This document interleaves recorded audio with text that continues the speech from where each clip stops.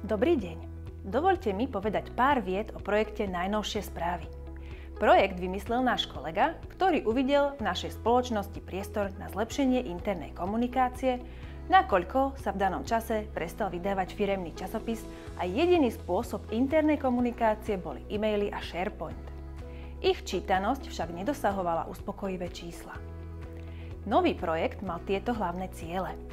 Prvým bolo vytvoriť vizuálne atraktívny kanál pre internú komunikáciu so zamestnancami, kde budeme promptne informovať o čerstvých aktualitách, nových projektoch a udalostiach v NAJ. Ako firma, ktorej hlavným záberom je práve technika, sme si nemohli nevšimnúť rozmach a prudko stúpajúcu popularitu videí, ktoré postupne vytlačali užívateľsky neatraktívne dlhé texty.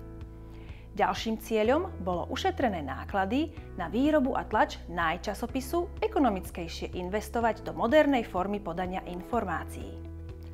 Prínosy projektu vidíme primárne v získaní nástroja na internú komunikáciu, ktorý pred implementáciou projektu chýbal, a taktiež v jeho modernej a vizuálne príťažlivej forme. Najnovšie správy nám umožňujú pravidelne zdieľať s kolegami najaktuálnejšie informácie a zároveň nám takýto formát a možnosť jeho promptnej realizácie dáva priestor aj na vydávanie extra správ pri výnimočných situáciách, ako bola napríklad vojna na Ukrajine. Okrem aktuálnych udalostí využívame najnovšie správy aj na predstavovanie nových kolegov, odprezentovanie jednotlivých predajní a oddelení spoločnosti, či vyzdvihnutie najlepších zamestnancov spoločnosti. Nakoľko sú najnovšie správy prístupné online z akéhokoľvek zariadenia s internetom cez náš interný vzdelávací systém Najškola, je možné pozrieť si ich v práci, doma či v MHD na mobile. Možno aj vďaka tomu majú stabilne vysokú sledovanosť okolo 60 až 65 %.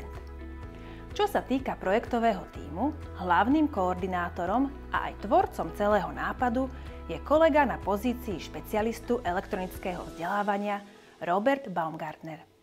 Ďalší členovia, ktorí stáli pri zrode projektu a sú v ňom začlenení kontinuálne, sú Jozef Zrubec na pozícii školiteľ a Zuzana Karabinošová na pozícii samostatný referent pre služby zákazníkom, ktorí najnovšie správy moderujú. Garantom projektu je HR manažér Andrej Vyšacký.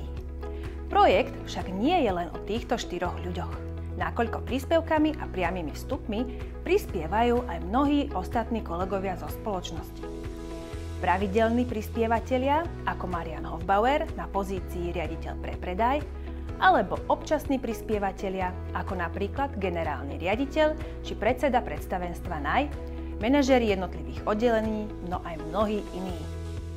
Na záver vás pozývame nazrieť do sveta NAJ prostredníctvom našich najnovších správ. Ďakujeme.